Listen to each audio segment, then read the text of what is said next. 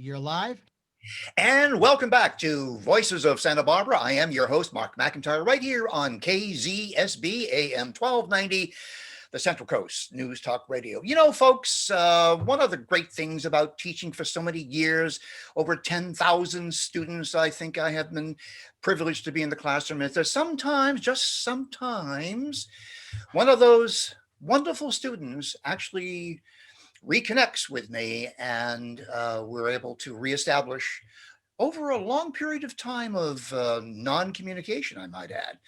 I have one student, Michael Griffin. He's in Boston, and I had him in class 51 years ago. 51 years ago. Today, I'm very privileged to have one of the best students I have ever been privileged to have in my critical thinking and writing class, along with Matthew Bixby. By the way, he was in that class. And his name is Peter Laric, and Peter is a Renaissance man. He lives to create. You can see him there. Those of you who are watching on Zoom, you can see him in his studio, and he just can't wait to get on the show. By the way, he's best My known. friends say I have a face for radio. And the voice for television, of course. Yes, you do. Yeah, television. But welcome to the show, Peter. I just wanted to mention to my audience today that you're a Renaissance man. You've always have been. You've always been a 4.0 student, whether you were at New Mexico Tech or Arizona State or Santa Barbara City College, where we met. You've always been a creative person. You've always been a contrarian. I think you would have. Not. You would have been an emperor of Rome had you lived during the time of Cicero. I really believe that. Anyway, welcome to the show. Well, welcome. either that or they would have put my head on a spike. Oh, thank you. It's an honor to be here. Thank you. Well, by the way, we're going to be playing some of his music. He's a musician too. You know, not only an inventor and not only a scholar, but he is a musician, and he's going to play some of his piano creations. And we're actually going to be using one of my favorite songs that Peter has written and recorded. It's a 3-minute song that's called "Life Has Been Good to Me," and I call it the meta rap song. It's the rap song of all rap songs. Once you hear this song, you will never have to listen to another rap song for the rest of your life. Thank God. Anyway, so today, let me just go over the program notes here. Today, we have 5 segments in the show. Dr. Richard Dugan, the doctor of sound that's making us sound so great. He's going to take us in and out of the commercial breaks. But in the first segment, we're going to talk about censorship in the age of social media. In the second, we'll talk about gun control in the age of 3D printing. Third segment is going to be fun. Let them eat cake and drive Teslas. The fourth segment is going to be what happened to the American dream. Oh my, you're going to want to stay tuned for that. And the final segment is the path forward. All right. So Peter, if you're ready, I know you're ready. I know you're prepared. Ready. What about censorship in the social age, the social media age? Well, as we all know who've been paying even a little bit of attention to the news, they've really ramped up the censorship. The major social media outlets have. They've banned the former president from Twitter and Facebook, and probably most disconcerting for me, they removed an entire social media site, Parler. Mm-hmm. The Google Play Store took them off the Android. Apple took them off the iOS App Store, and then finally Amazon Web Services pulled the plug on their hosting. So Parler just disappeared. And that was one of the only free speech social media sites out there. I found that interesting because, Trump wasn't even on Parler. They had blamed Trump for the riots or the protests or whatever you call them at the Capitol, but he wasn't even on Parler. And yet, did they pull the plug on Twitter when Trump was on Twitter? No, they didn't. So it just seems really kind of politically motivated to me that they did that. Well, let me ask you this. In your lifetime, since we have known each other, since you were sitting in my classroom, did you ever think we would arrive at where we are today on this very topic? Well, I'm not quite the visionary that you give me credit for being. No, I did not see any of this coming, but it is very interesting to watch it play out. How did it happen? Social media companies How, have become very powerful. how did it I think these happen? companies have become very powerful. Yeah. Now, Yeah, everyone's on social media. yeah, did we let them become powerful? Did they seduce us by giving us candy, and throwing money at us? How did they get us addicted to social media? In a sense, I think it is sort of brain candy. When you're scrolling and you see, oh, I got a like, oh, somebody commented. It's little bells go off in your head, and you go, wow, this is it's like a reward. It's a reward system, and so people are hooked. Mhm. Mhm. Wow. So that the power that they have is exponential with the decline in education, at least from what I can see. I think there's a connection between the decline in education, where logic and best evidence are now substituted. I'm sorry, the emotions are substituted for logic and best evidence. So I know people who sit with Mhm. their iPhone in a room or in a car or in a coffee shop, and they do nothing but scroll through videos, scroll through postings, scroll through this, scroll through that, and they waste an entire day. Their day is gone. They have Mhm. no life at all. Yeah, and that was me. That was me. I was addicted, and I actually had to leave Facebook a few years ago now, just mostly because of that addiction. I was wasting my life on there, and most of the content I was scrolling through was totally irrelevant to me. It was engineered content, shared posts. It wasn't anything genuine from friends. I would have stayed if it had just been that, but it's really gone downhill in my view. Hmm, hmm. Uh, how did we devalue free speech in America because of social media? I think that we both would agree that there is a connection between our addiction to social media, especially Facebook, and Twitter. Hmm. How did that become a a free speech issue? What's the connection there?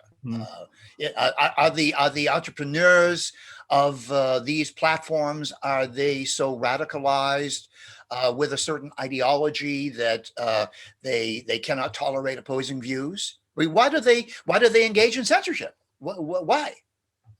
Right. Well, I have a little theory about that.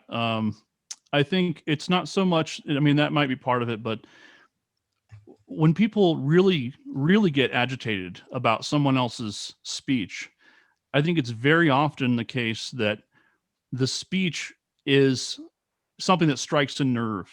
It's too close to home. Mhm. So, like when they say something is fake news, maybe it is, maybe it isn't, but at least in the mind of the censor, I think it's often something that they secretly fear may be true.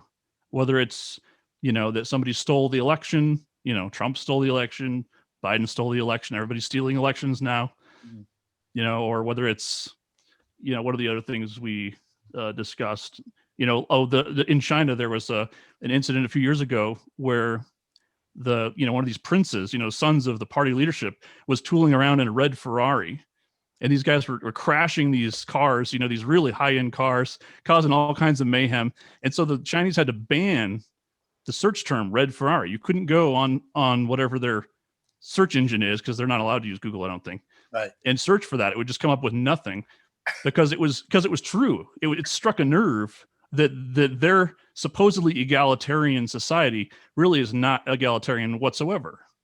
But what is the ideology of Zuckerberg and that other guy with the Twitter guy? I forget his name. What? Jack, Yeah. What's his name? What's his name? I think his name's Jack. Jack. Oh yeah, Jack. Yeah. I'll call him Jack. Yeah. What is their ideology such that they fear opposing views? What is it? Mm. Well, I think some people have never really believed in free speech. I don't think it's a new thing. I think throughout history, people have tried to suppress views that go against their own. Mhm. But again, I think it's very often the case that the people who are most concerned with suppressing opposing views are the people who they really fear that there's some validity to those views. 'Cause if something's not true, you don't really get worked up about it. You just sort of calmly say that's not true. Mhm. But if something is true, or you secretly fear it is true, you're going to get, really agitated. If somebody, read your diary or something and found out something really embarrassing and started spreading it, that's when you get really agitated. If they said something about you that was totally false, it would be easy to just sort of shrug that off and be like, well, that's not true.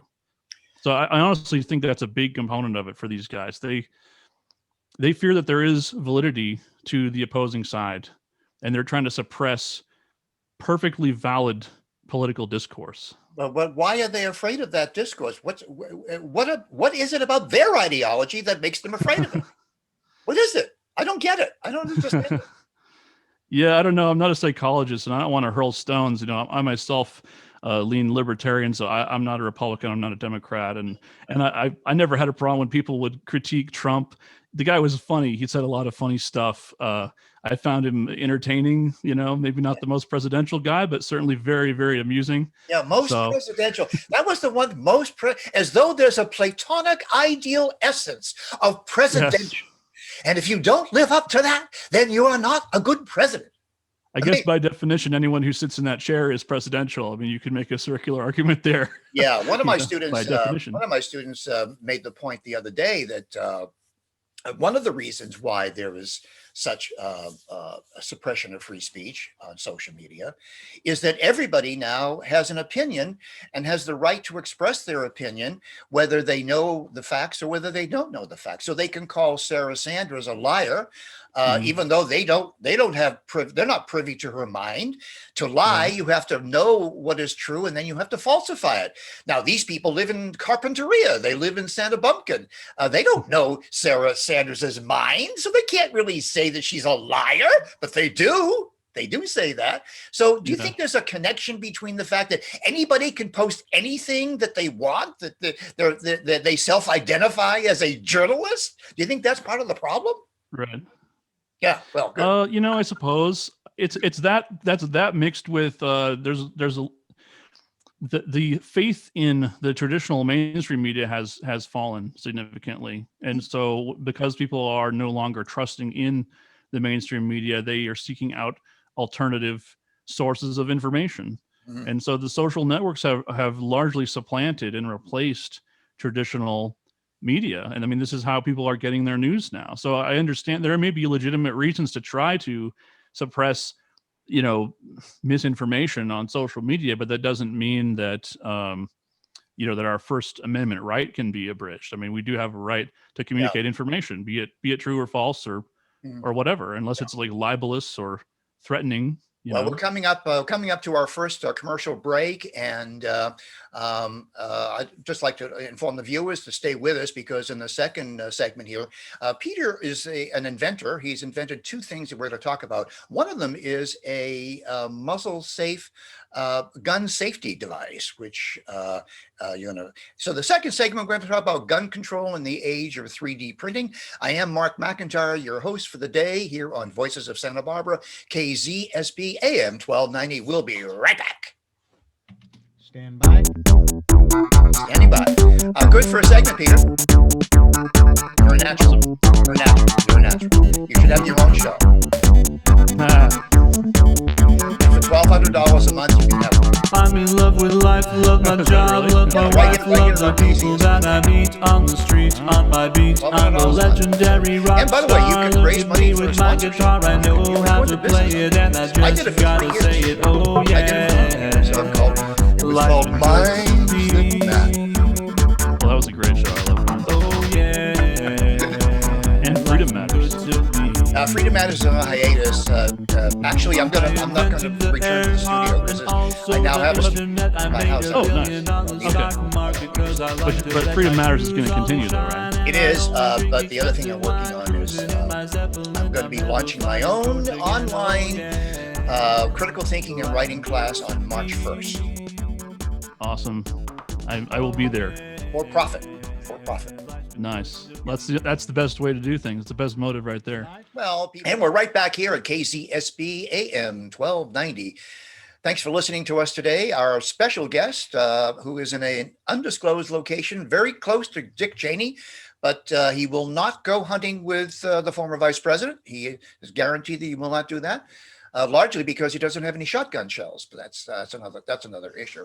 My guest today is Peter Laric, and Peter and I met at Santa Barbara City College these many years ago in my critical thinking and writing class, Philosophy 111. We had a great class. At that time, actually, Santa Barbara City College was a great school. Unfortunately, it has declined over the years into a communist indoctrination camp. But Peter and I got out just in time, just before the fall. We got out. Feel like the evacuation of Saigon.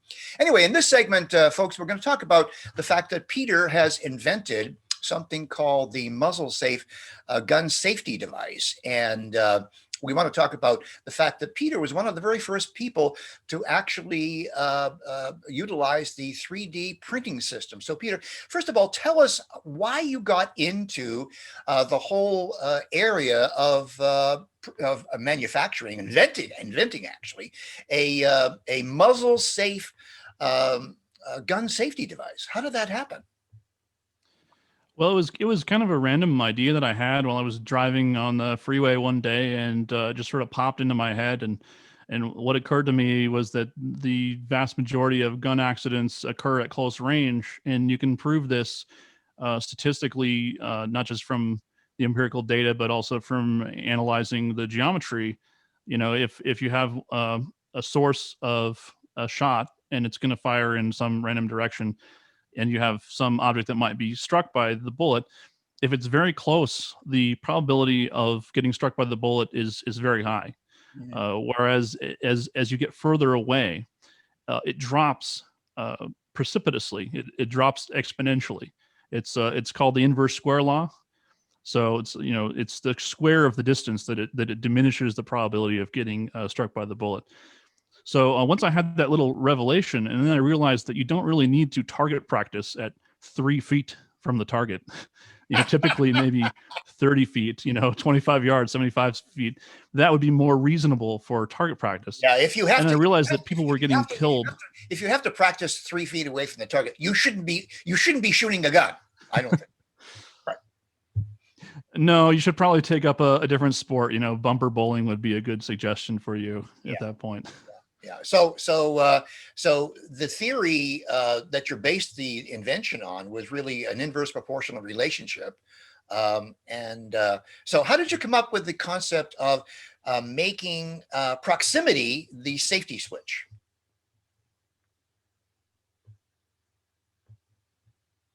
Did we freeze up there? I think we probably did. All right.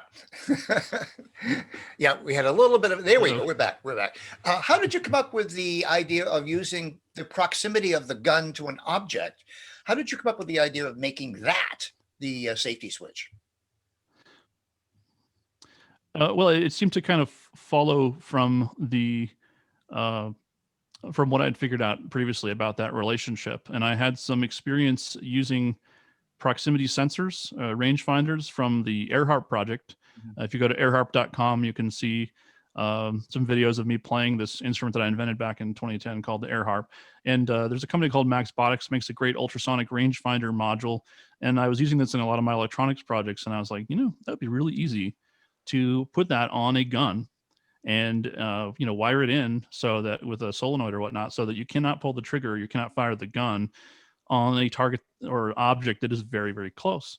So that's what I did. And I filed patents, both domestic patents and international patent applications, and took on investors, and Sandia National Labs picked up the project under the NMSBA program. And it was, at one point it was going full steam, and people were telling me I was going to be a millionaire and all this stuff. And I just was, glad to have a job.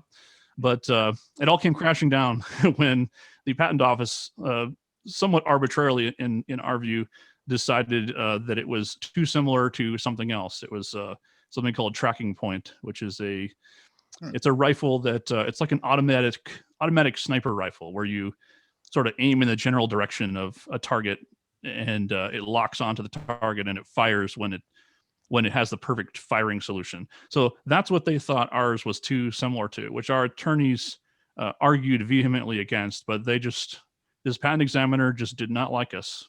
So that was the end of that. It was a very expensive misadventure.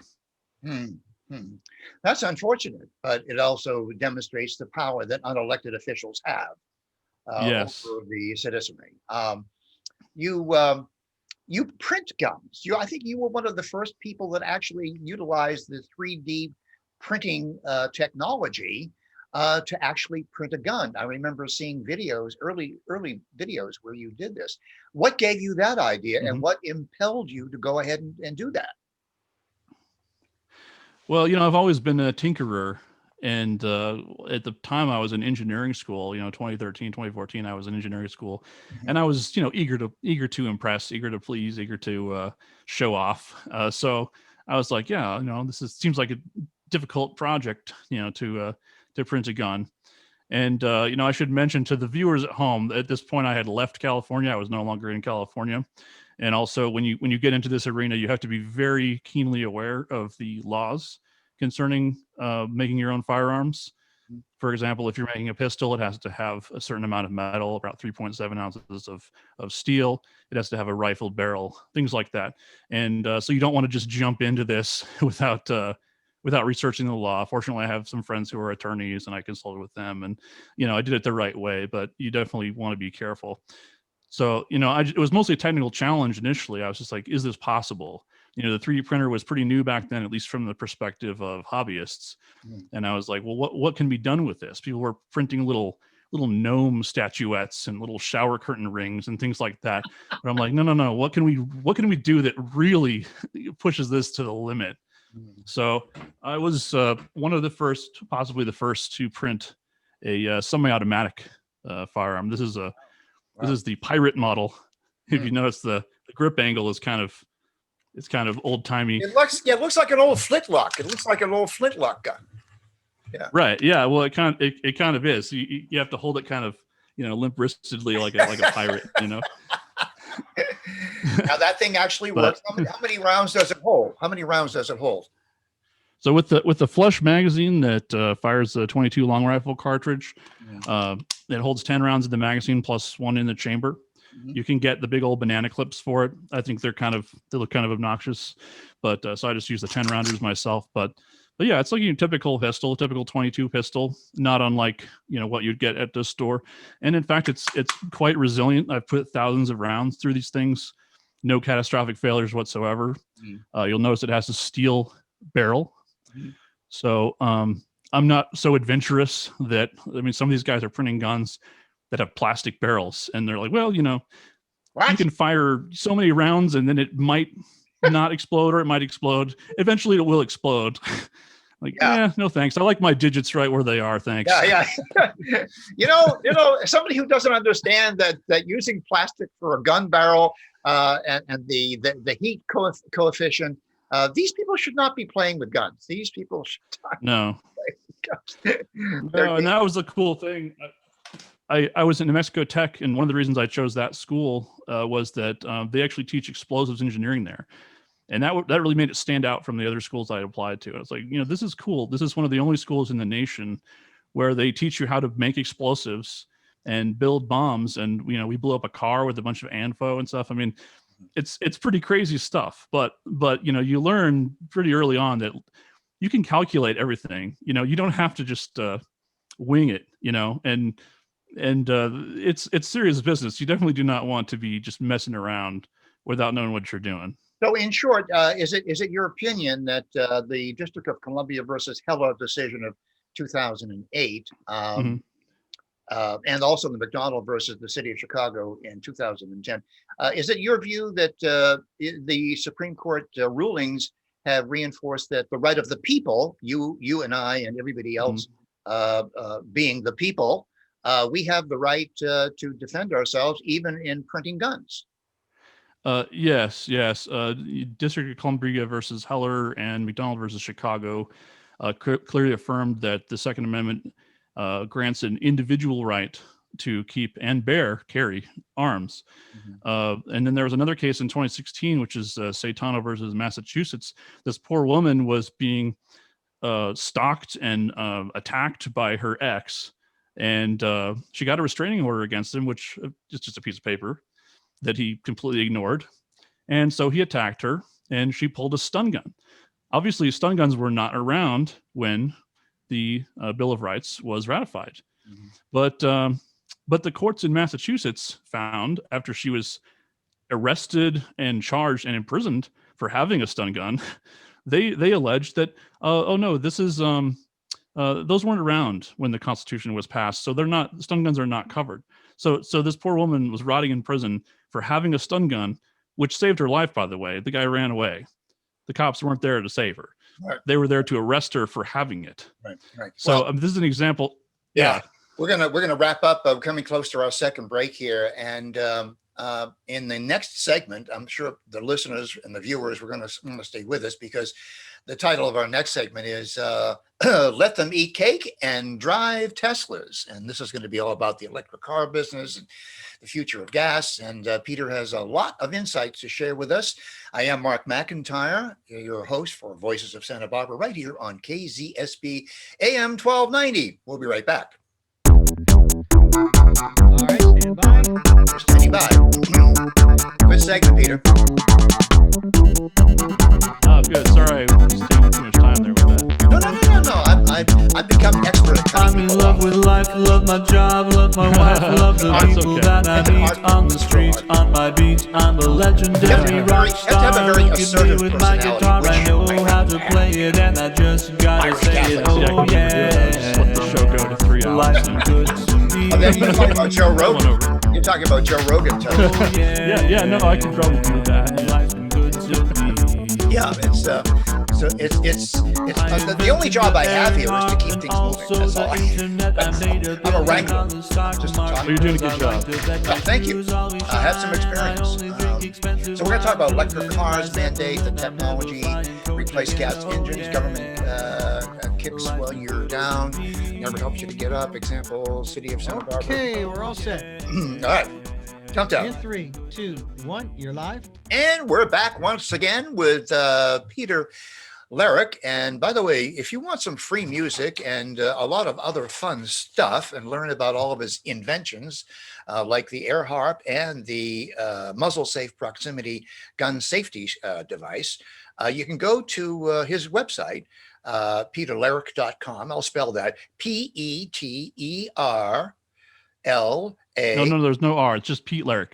Oh, It's Pete just Laric. Ah, see, that's why you spelled it out for me. Yeah, my friends call me Pete. Pete Laric. Okay, Pete Laric. That's all right. PETELARIC.com. I get it right? I Yep. got it. Okay, That's I got it. And that's a good introduction to what we have to talk about here in the third segment. You've been very attentive to the changes in technology, Peter, concerning the impulse here in California to get rid of all gas burning cars and to replace them with electric cars. And you've been quite vocal and quite outspoken about this. I wonder if you could give us a thumbnail of your views.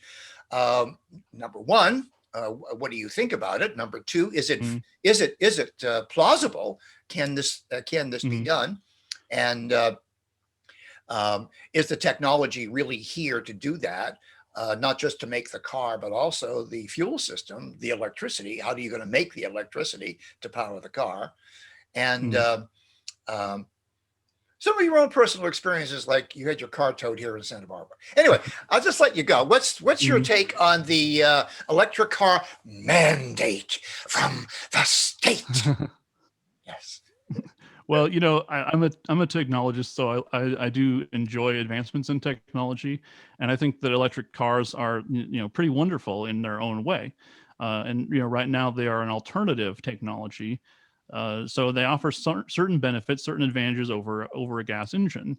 However, they also have certain drawbacks. For example, you can't drive coast to coast nonstop with an electric car. The thing takes hours and hours to recharge as opposed to refueling in 2 minutes or something.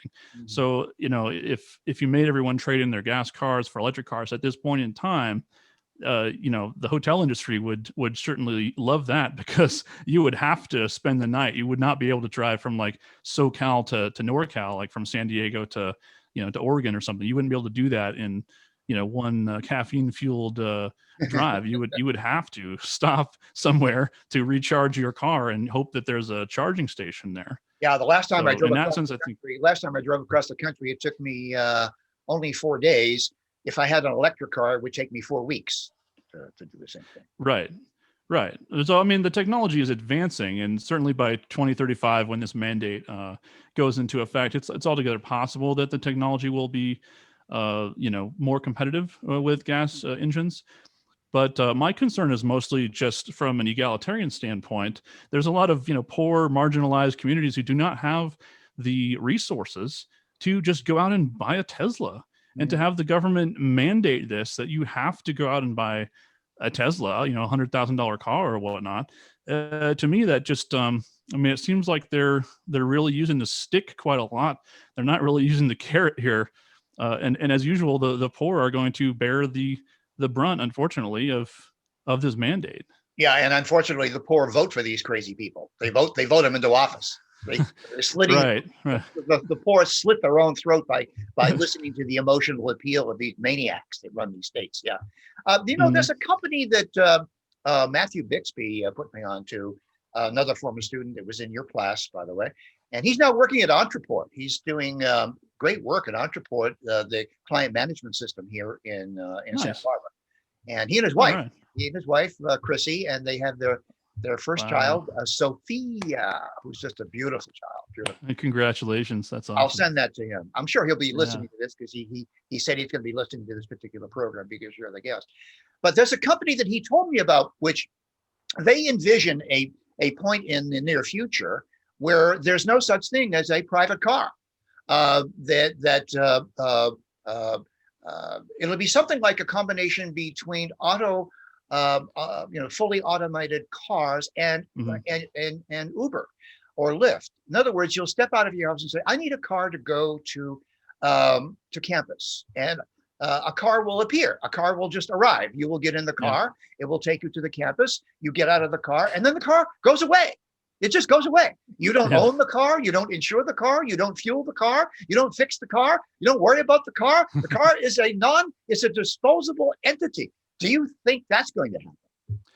There's certainly some appeal to that. I hope that the private ownership of vehicles isn't completely phased out, because there are advantages of having one, fueled and ready to go at all times, that you can just hop in and go. You don't have to wait for one to show up or be dependent on an infrastructure.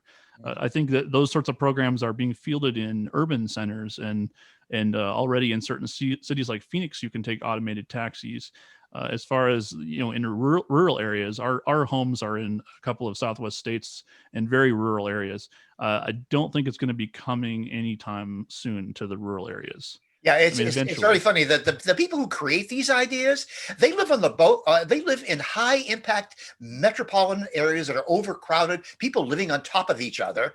And of course, they would love to have this type of a transportation system, but they falsely suppose that everybody would want to have such a system, which of course is ridiculous. Very quickly, we got about a minute left on this segment. Can you tell us what happened when you had your car towed here in Santa Barbara? Yeah, so many years ago, I was living in Santa Barbara, and I got home from City College to find my car missing. So, of course, I get on the phone and I call the cops and I say, hey, what happened to my car? Somebody stole my car. And they go, oh, no, we have it. So they had towed my car because it was out of registration, which I was aware of by just a few months. Yeah. But I was trying to register it, and they were refusing to register it because it wouldn't pass smog. And why wouldn't it pass smog? Because there was something wrong with it. Why couldn't I fix it? Because I was poor. I didn't have money at the time. So now, in addition to coming up with money that I didn't have to fix the car so that I could then get it to pass smog so I could register it, I also had to come up with money to get it out of impoundment, which at the time I remember feeling like, wow, the government is really kicking me while I'm down. They are not helping me whatsoever. They are kicking me while I'm down. And that was a formative experience for me to see how the government tends to treat people. It's all for the greater good, Peter. It's all for the greater good. We will suppress you for the greater good of everyone, because we are a mindless collective. They're doing a great job of that. We are a mindless collective. Yes. Anyway, we're going to take our third break here, and coming up is going to be what happened to the American dream, according to Peter Laric, or Pete Laric, as I now can call him. And we'll be right back after these messages. Please stay tuned.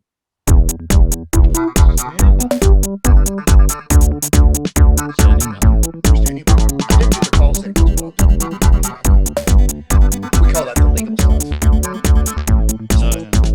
I'm in love with life, love my job, love my wife, love the people that I meet on the street, on my beat. I'm a legendary rock star. Look at me with my guitar. I know how to play it, and I just gotta say it. Oh yeah. You know, this whole cultural thing is a pendulum, and you know. Okay, we're all set. In 3, 2, 1, you're live. And we're right back here with Voices of Santa Barbara. Thank you very much for listening to KZSB AM 1290, the Central Coast's number one. Yes, we are number one. No, we're not self-identifying as number one. We are number one, okay? We don't self-identify. We don't do that around here, no.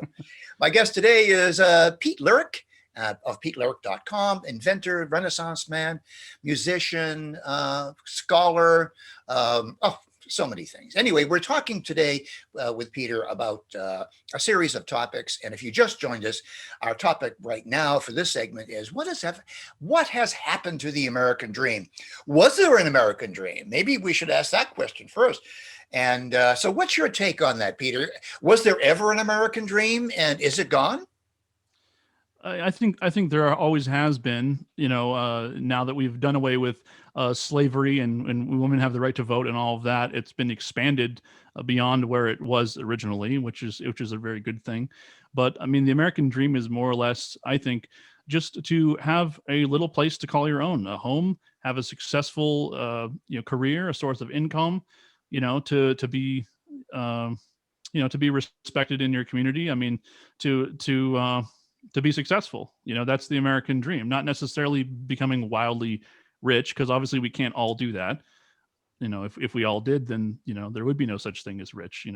It's like compared to other people, you can't be better. Everyone can't be better compared to everyone else. But I think there's too much.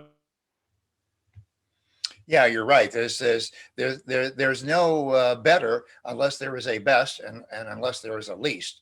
And we had a bit of a technical breakup, but Peter is back. It's your undisclosed location.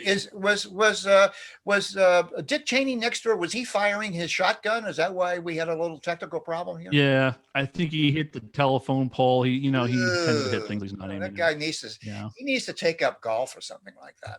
He really does.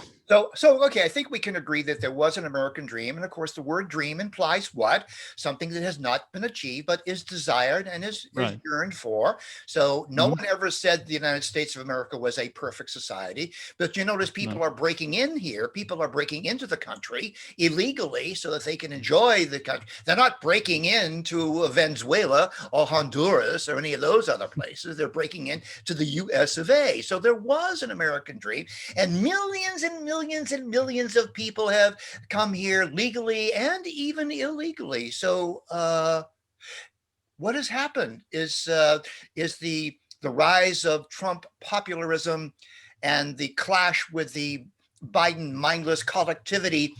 Has that destroyed the American dream? I don't think it has, but it certainly made us a more divided society.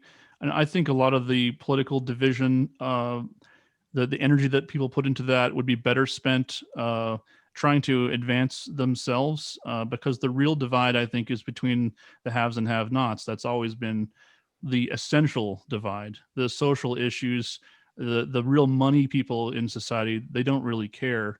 This is my view. They don't really care about gun control, abortion, whatever, name your social issue. They are concerned about the fiscal issues, the issues that impact their wallets. So being successful financially is something. Yeah, let's talk about education. You and I both have experienced good education and bad education, and in my theory, bad education is the result of bad parenting, and bad parenting is the result of the collapse of objective truth, objective reality, objective goodness, and objective beauty. I know you respect objective beauty because you're a student of Johann Sebastian Bach, and you're also an accomplished musician on your own right. And in the final segment, I wish you can find a couple of minutes to play one of your own compositions, your own recordings for us, because I see the piano in the background. But education, let's just focus on education. In recent experience here in Santa Barbara, for instance, there is a groundswell revolution against the Santa Barbara Unified School District Board of Trustees. Their latest, the board of directors or the board of trustees, whatever they call themselves, the Ubergruppenführers of the school system, they have decided that no student will ever get an F anymore. You'll get A's, B's, C's, and D's, but D is the worst you can get. So you can't be a failure now. They're guaranteed. The state means you cannot fail. That's what. That sounds like a great improvement. You know, if the grades are coming up, that must mean that people are learning. Yes. Hey, why don't they eliminate the D? Then the grades would be even higher. Yeah. Just give everyone an A. Yeah, and so what's happening? What's happening is that charter schools are blossoming. They're popping up everywhere. And homeschooling is off the charts.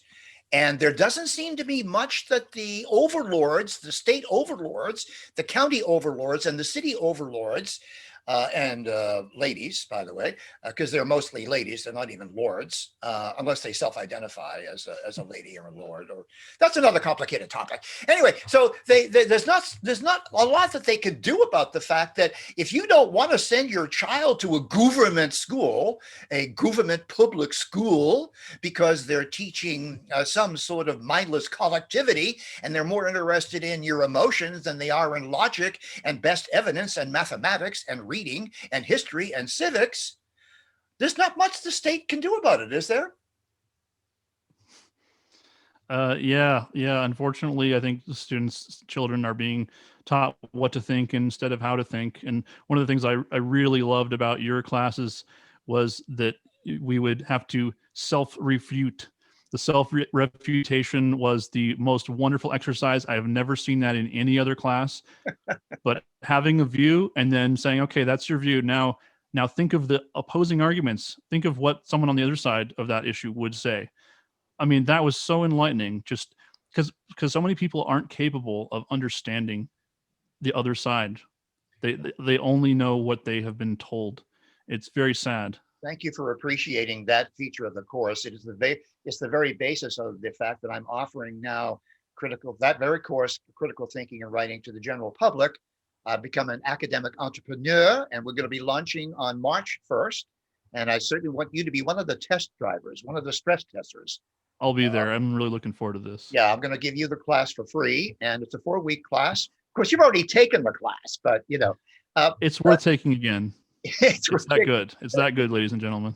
But that was the feature that most people remember about the class, is that we spent most of the semester trying to get you to formulate a valid argument and a sound argument.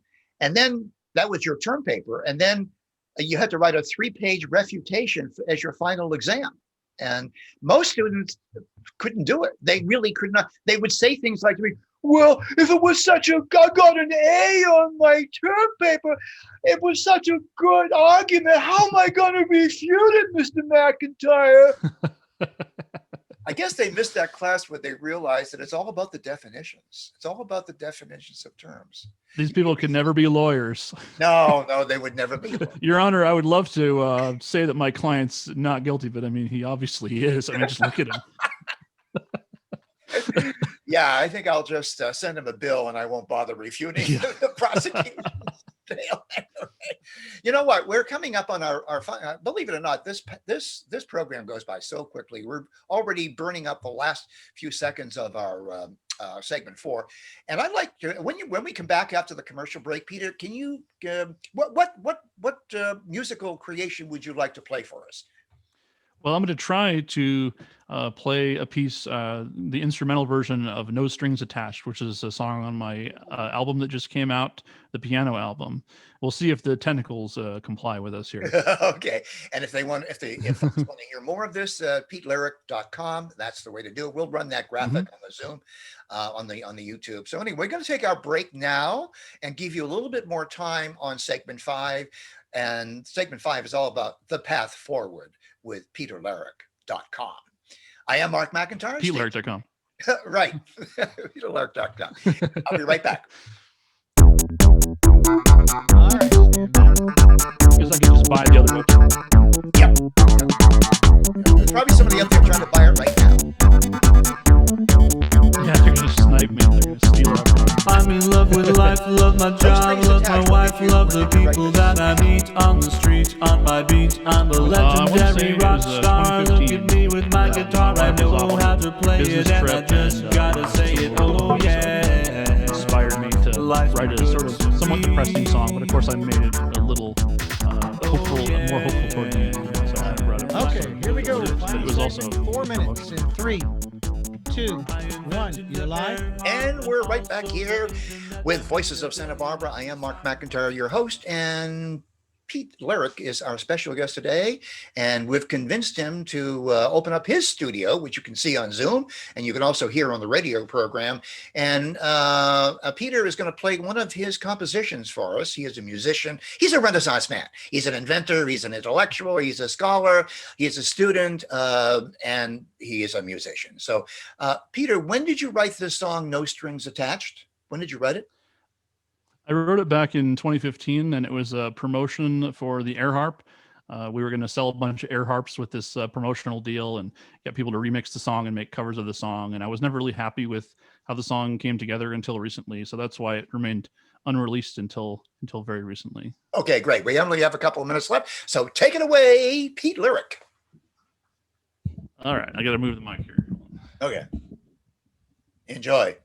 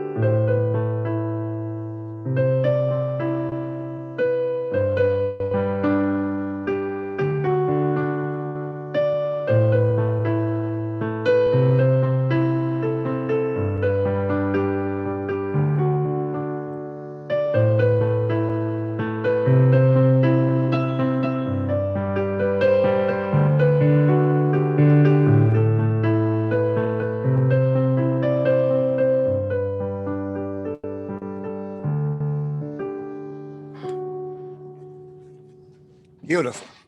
Absolutely beautiful. Thank you. Beautiful, beautiful, beautiful. Thank you so much. If folks want to hear more, they can go to PETELARIC. Anyway. .com. .com. Right.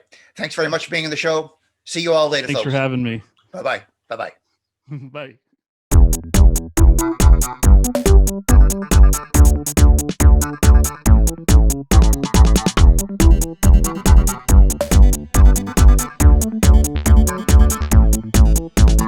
I'm in love with life, love my job, love my wife, love the people that I meet on the street, on my beat. I'm a legendary rock star. Look at me with my guitar, I know how to play it, and I just gotta say it. Oh yeah, life's been good to me.